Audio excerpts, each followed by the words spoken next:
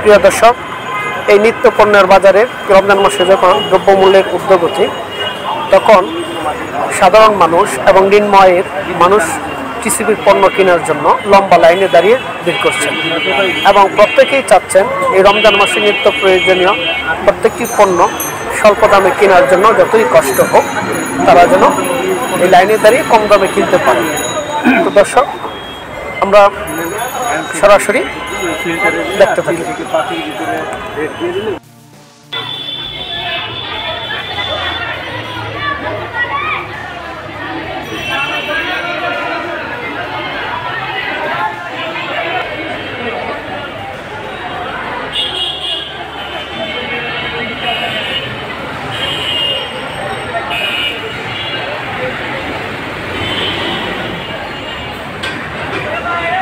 প্রিয় দর্শক, এতক্ষণ সাথে থাকার জন্য ধন্যবাদ।